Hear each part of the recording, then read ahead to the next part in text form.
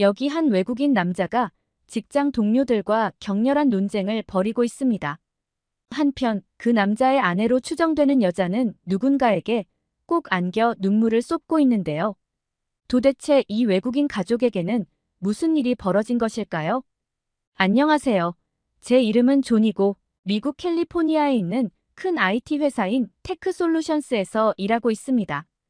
테크솔루션스는 세계적인 기술 기업으로 소프트웨어 개발과 IT 컨설팅을 전문으로 하는 회사입니다. 저는 이 회사에서 프로젝트 매니저로 근무하며 다양한 국제 프로젝트를 관리하고 있습니다. 최근 아시아 시장 진출이 확대되면서 저는 아시아로 장기 출장을 가게 되었습니다. 회사가 아시아 시장의 잠재력을 높이 평가하고 있었거든요. 출장지에는 중국과 한국이 포함되어 있었죠. 특히 중국과 한국은 기술 산업이 빠르게 성장하고 소비자 시장도 넓어서 우리 회사에서 꽤 중요합니다. 중국에서는 현지 기업들과 손잡고 공장을 세워서 생산 비용을 줄일 계획이었어요.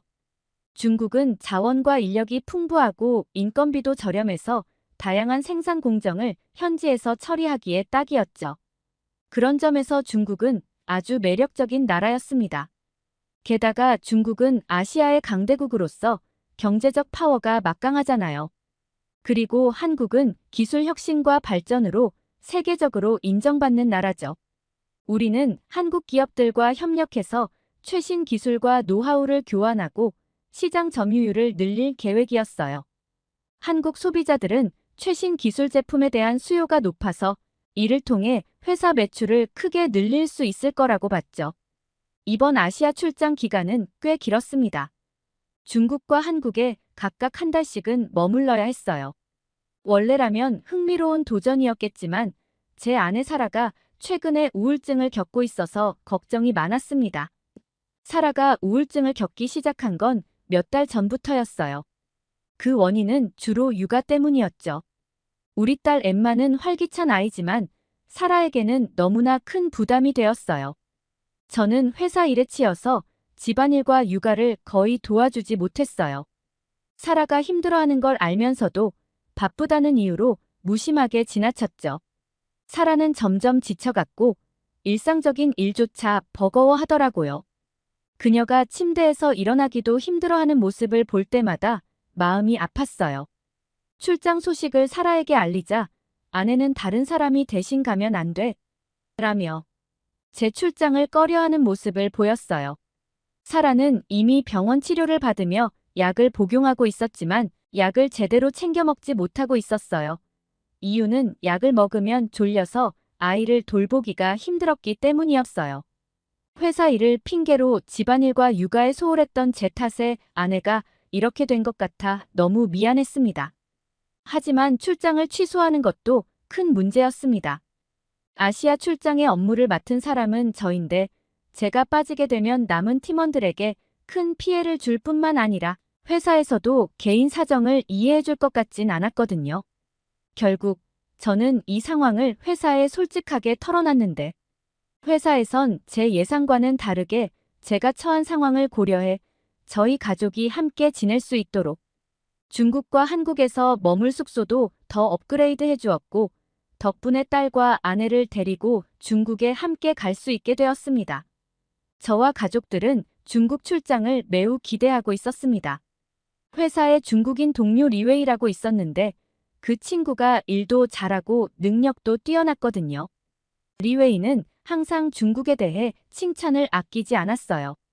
중국의 발전 속도, 경제력, 그리고 문화에 대해 이야기할 때마다 자부심이 가득했죠. 그 친구는 중국은 정말 빠르게 성장하고 있다며 기술 산업은 물론이고 도시의 규모와 인프라가 엄청나게 발전했다는 것을 베이징을 보면 그 발전이 얼마나 대단한지 실감할 수 있을 거라고 말했죠. 베이징은 고층 빌딩들이 하늘을 찌를 듯이 서 있고 도시 전체가 현대적이면서도 역동적이라며 중국에 간다면 대륙의 스케일을 몸소 직접 경험하게 될 것이라며 잘 다녀오라고 하더라고요. 그리고 베이징에서 출장 일정을 마치면 바로 한국으로 가지 말고 상하이도 꼭 가보라고 추천해줬어요. 그러면서 중국인 동료는 베이징에서 상하이로 이동하는 열차가 있는데 열차는 장장 1368km를 약 4시간 만에 이동할 수 있는 초고속 열차이니 꼭 한번 타보라고 했어요. 그 열차에서 중국 기술 발전의 정도를 체감할 수 있는 색다른 경험을 하게 해줄 것이라고 말했습니다. 그리고 베이징 덕 샤오룽바오는 꼭 먹어야 한다면서 맛집 리스트도 줬는데 해산물부터 길거리 음식까지 여러 정보들이 빼곡히 적혀 있었어요. 중국 동료에게 중국에 대한 여러 이야기를 듣다 보니 저도 자연스럽게 중국에 대한 기대가 커졌어요. 그래서 이번 출장을 통해 그 친구가 말한 것들을 직접 경험하고 확인해 볼 수 있을 거라는 생각에 설레는 마음으로 출발했습니다. 비록 평일 낮에는 제가 일을 해야 하고 주말에나 가족과 중국 곳곳을 다녀볼 수 있겠지만 중국 같은 큰 나라에서는 아내와 딸에게 많은 것을 보여줄 수 있을 것이라고 생각했죠. 장시간 비행 끝에 중국 공항에 도착한 후 저는 아내와 딸의 손을 잡고 짐을 찾으러 가는데 뭔가 이상한 느낌이 들었어요. 중국의 공항은 생각보다 지저분했고 공기도 탁한 느낌이었습니다. 게다가 여기저기서 불쾌한 냄새가 났고 불쾌한 냄새의 원인은 공항 군데군데 널려있는 쓰레기 때문인 것 같았어요. 그리고 짐을 찾으러 가는 길에 우리는 여러 번 발걸음을 멈출 수밖에 없었습니다. 사람들이 큰 소리로 떠들며 다니고 길거리에 대놓고 침을 뱉는 모습도 보였기 때문에 바닥에 뱉어진 침을 피하면서 걷기 바빴어요. 게다가 공항의 큰 홀에서는 중국 사람들이 서로 밀치며 다투는 소리도 들렸습니다. 그게 다투는 것인지 원래 말투가 그런 것인지 모르겠지만 귀가 아플 정도로 시끄럽더라고요. 그 모습을 본 사라는 점점 불안해 보였고 엠마는 놀란 듯 저를 꼭 잡았습니다. 장시간 비행에 피곤했던 저희 가족은 공항 내 카페테리아에서 잠시 쉬려고 했지만 상황은 크게 다르지 않았습니다. 주문을 하지 않은 중국 사람들이 테이블을 차지하고 있었고 음식물 쓰레기는 테이블 위아래 할 것 없이 여기저기 흩어져 있었습니다. 직원들 또한 그 모습을 보고도 못 본 척하며 무관심하게 일을 하고 있었고 태도 역시 매우 불친절했습니다. 심지어 중국 공항의 화장실에 들렀을 때는 더 큰 충격을 받았습니다. 화장실도 역시 매우 지저분했고 대소변이 그대로 남아있는 곳을 몇 번을 보게 되었네요. 화장실 청소도 제대로 되지 않아 악취가 코를 찔렀고 헛구역질이 나올 정도였습니다. 딸과 함께 화장실에 갔던 사라 역시 저와 같은 상황이었는지 얼른 공항 밖으로 나가자고 했고 저도 더 이상 그곳에 있고 싶지 않아서 황급히 공항을 빠져나왔어요.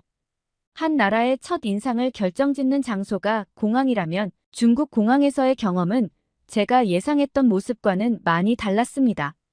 경제 대국답게 수많은 사람들이 공항을 오가고 있었지만 중국 사람들의 시민의식은 예상 밖이었던 거죠. 하지만 저희 가족의 험난한 여정은 공항에서 끝이 아니었습니다. 짐을 찾고 나서 우리는 공항 밖으로 나왔는데 공항 밖의 상황은 더욱 충격적이었어요. 사람들이 아무 곳에서나 담배를 피우고 있었기 때문이죠. 담배 연기가 자욱했고 바닥에는 담배 꽁초가 여기저기 널려 있었습니다. 심지어 몇몇 사람들은 우통을 벗고 다니며 큰 소리로 떠들고 있더라고요.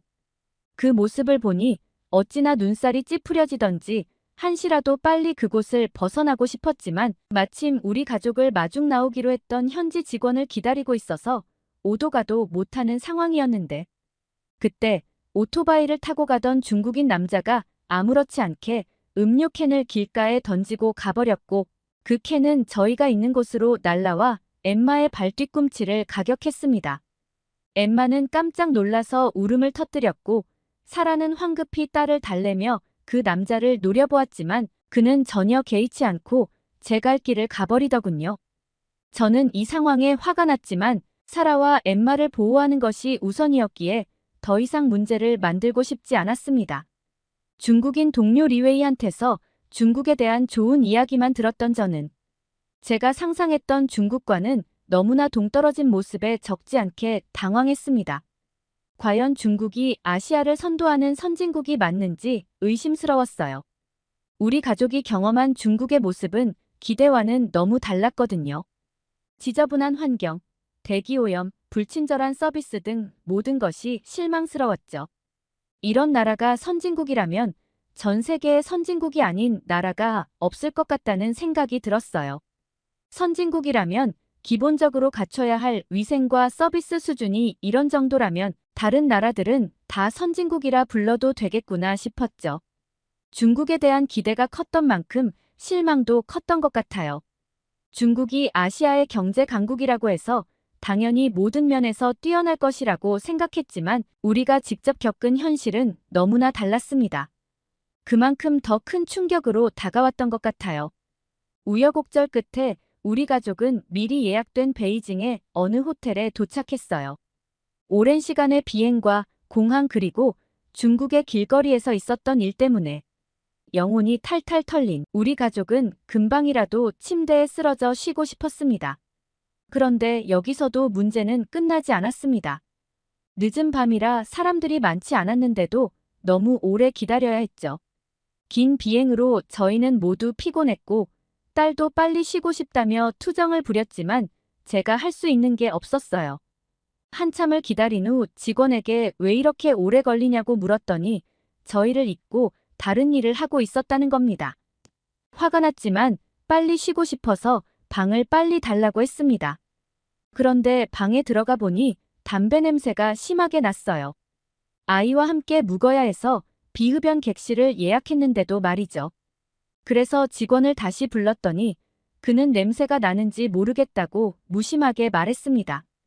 방을 바꿔달라고 하니 지금은 빈 방이 없고 오늘은 그냥 여기서 쉬라고 하더라고요. 정말 화가 났지만 아이가 너무 피곤해해서 일단 오늘은 여기서 자고 내일 방을 바꿔달라고 했습니다. 급하게 환기를 시키고 아이가 배고프다 해서 룸서비스를 시키려고 했는데 주문하는 메뉴마다 안 된다고 했어요. 몇 가지 메뉴를 말했는데도 늦은 시간이라 제공할 수 없다고 해서 호텔 서비스가 엉망이라는 생각이 들었죠. 결국 가능한 몇 가지 메뉴를 겨우 찾아서 주문했어요. 아이는 피곤하고 배고파서 졸고 있었고 저는 짐을 풀었습니다. 설마 너무 늦게 오진 않겠지 했지만 결국 1시간이 지나도 룸서비스는 오지 않았어요. 다시 전화를 걸어 왜 이렇게 늦냐고 물었더니 곧 도착할 거라는 대답만 돌아왔습니다. 거의 2시간을 기다렸어요. 아이는 결국 잠들었고 아내는 지쳐서 주문을 취소하겠다고 했지만 이미 조리 중이라 취소가 안 된다는 거예요. 2시간을 기다리다 새벽이 되어서야 겨우 음식을 먹고 잠에 들 수 있었습니다. 그날 이후로 중국에서의 시간은 정말 느리게 지나갔습니다. 중국 음식이야 처음엔 맛이 좋았지만 생각보다 기름기가 너무 많아서 금세 속이 니글거렸고 건강에도 좋지 못하다는 느낌을 받았어요. 그러다 보니 아이는 배가 아프다며 중국 음식을 거부하더라고요. 한국에 오기 직전엔 아이는 빵만 먹은 것 같네요. 일을 하지 않는 주말엔 가족들과 중국 곳곳을 다녔는데 매번 다닐 때마다 느낀 것은 중국은 공기가 정말 좋지 않은 것 같아요. 과연 제가 아이와 아내를 중국에 데려온 것이 맞나 싶은 생각이 자주 들었죠. 중국에서 계속 살면서 이런 공기를 마시다간 제명에 못 죽을 것 같단 생각을 했답니다. 그래도 중국에 와서 만리장성은 보고 가야겠단 생각에 만리장성도 방문하였는데 그 과정에서 느낀 점은 중국인들과의 소통이 너무도 힘들었다는 겁니다. 영어를 할 줄 아는 사람들이 거의 없었고 언어적인 어려움을 너무나 크게 느꼈어요. 그리고 뭐가 궁금하더라도 불친절한 중국인들이 무서워서 말도 못 걸겠더라고요. 마치 화내는 느낌의 그 말투는 중국에 있는 내내 거슬렸어요. 어서 빨리 중국 출장을 마치고 한국에 가고 싶다는 생각도 들었습니다. 그러면서 한편으로는 한국도 중국과 마찬가지이면 어쩌지 싶어 아예 출장 자체를 빨리 끝내고 미국으로 돌아가고 싶은 마음이 굴뚝 같았어요. 왜냐하면 중국에서 많은 실망을 했고 공기질이 좋지 않아서인지 매일 피곤함이 쌓이는 느낌이었거든요. 그래서 중국에서의 출장 일정이 끝나고 한국으로 향할 때 많은 걱정이 있었습니다. 중국에서의 실망스러운 경험을 뒤로하고 피곤한 몸을 이끌고 한국 인천공항에 도착했어요.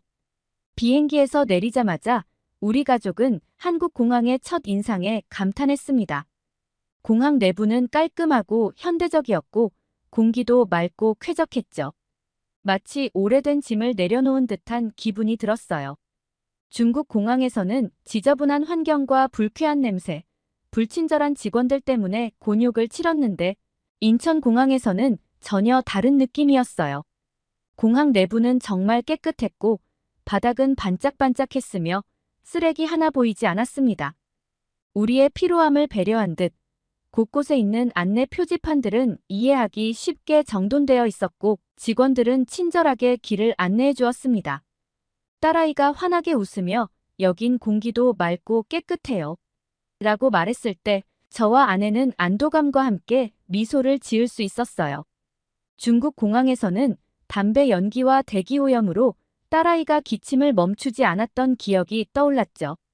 하지만 인천공항에서는 깨끗한 공기를 마음껏 들이마실 수 있어서 딸아이도 훨씬 편안해 보였습니다.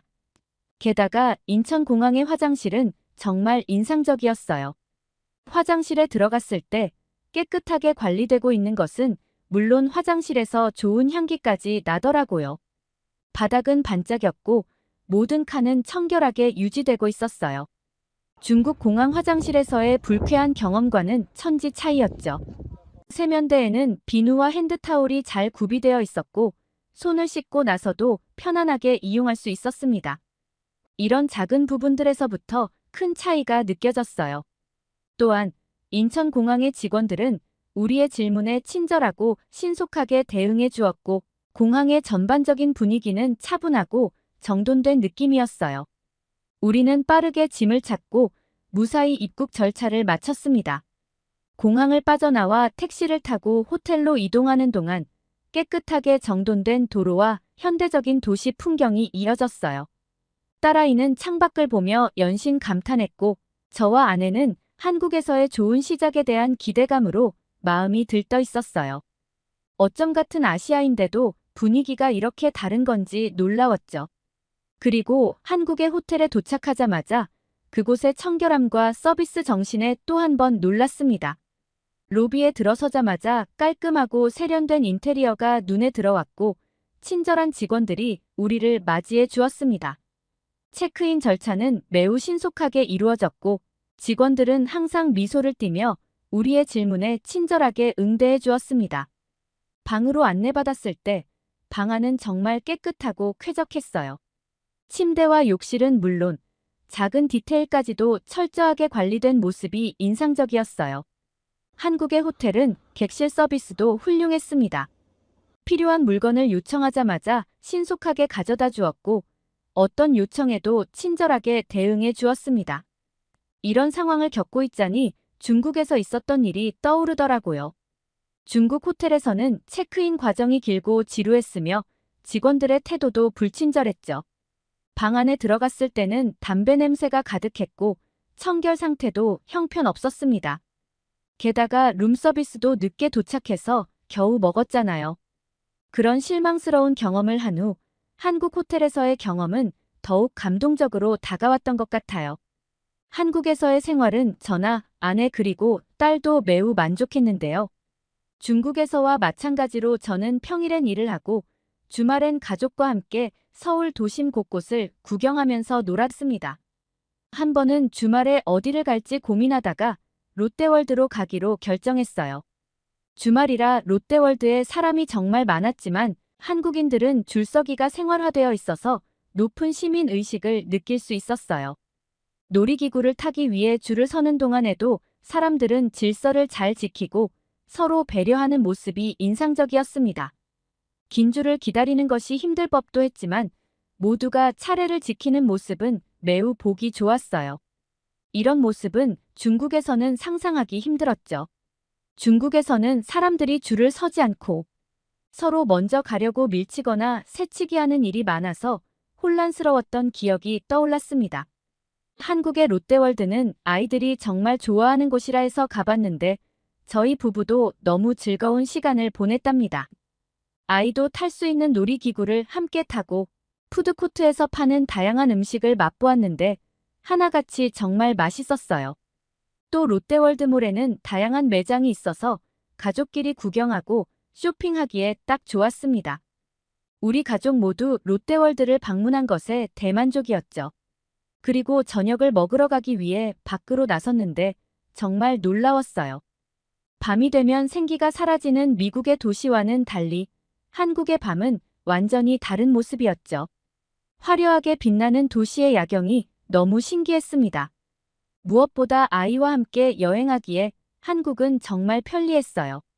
한국에서는 흡연 구역이 따로 지정되어 있어서 거리에서 담배를 피우는 사람을 거의 볼 수 없었죠. 덕분에 아이와 함께 걷기에도 안심이 되었고 어디를 가든 쾌적했습니다. 길거리도 항상 깨끗하게 유지되어 있어서 한국의 높은 시민 의식이 정말 대단하다고 느꼈어요. 반면에 중국에서는 길거리 흡연이 흔해서 아이와 걷기 불편한 상황이 많았습니다. 담배 연기 때문에 아이가 기침을 자주 했고 공기도 탁하게 느껴졌죠. 또한 거리 곳곳에 쓰레기가 많아서 청결 상태도 좋지 않았어요. 이런 점에서 한국과 중국의 차이가 확연히 드러났습니다. 한국의 잘 정돈된 길거리를 보면서 높은 시민의식이 얼마나 중요한지 다시 한번 느끼게 되었습니다. 그리고 한국에서 먹었던 음식들은 정말 맛있었어요. 특히 한식의 다양함과 신선함에 감탄했죠.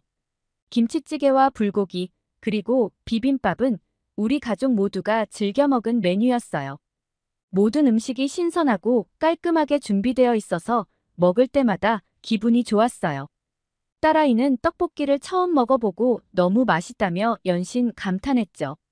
행복해하는 딸의 모습을 보니 기름진 중국의 음식을 먹다가 배탈이 나서 고생한 딸에게 미안했고 한국에서 맛 좋고 영양가 높은 음식들을 많이 먹여야겠다는 생각을 했습니다. 게다가 한국 사람들은 하나같이 친절함이 몸에 배어 있는 것 같았어요. 우리가 길을 헤매고 있으면 먼저 다가와서 어디를 가냐며 말을 걸어주고 친절하게 길을 찾아주었어요. 중국에서의 경험과는 너무 달랐죠. 중국에서는 길을 묻는 것조차 어려웠고 영어가 통하지 않아 의사소통이 힘들었는데 한국에서는 많은 사람들이 영어를 잘해서 의사소통이 훨씬 수월했습니다. 덕분에 한 달 동안 한국에서의 생활이 정말 편안했습니다. 또한 한국에서 머무는 동안 아내의 우울증도 많이 호전되었습니다. 깨끗한 환경과 친절한 사람들 덕분에 아내도 마음의 안정을 찾을 수 있었던 것 같아요. 한국에서의 생활은 아내에게도 긍정적인 영향을 주었고 가족 모두에게 좋은 시간을 선물해 주었습니다. 이런 모습을 담고 있는 나라 한국이 진정한 선진국이 아닐까란 생각이 들었습니다. 높은 시민의식과 친절함, 쾌적한 환경과 맛있는 음식들, 그리고 우울증을 호전시킬 만큼의 편안함과 안정감을 주는 이 나라야말로 진정한 선진국이라고 느꼈습니다. 이렇게 한 달 동안 한국에서의 생활을 편안하게 보내고 우리는 미국으로 돌아왔는데요. 다음에는 출장이 아닌 한국에서 한 달 살기를 하며 서울뿐만 아니라 다른 도시들도 여행해보고 싶다는 생각이 드네요. 한국의 다양한 문화를 더 깊이 체험하고 여러 도시의 매력을 느껴보고 싶습니다. 한국에서의 한 달은 우리 가족에게 잊지 못할 소중한 추억으로 남아있답니다. 조만간 한국을 또 방문하겠습니다. 오늘의 사연 어떠셨나요? 사연이 좋으셨다면 구독과 좋아요를 눌러주세요. 여러분의 구독과 좋아요는 영상 제작에 큰 힘이 됩니다. 더욱더 감명 깊은 사연으로 찾아뵐게요. 끝까지 시청해주셔서 감사합니다.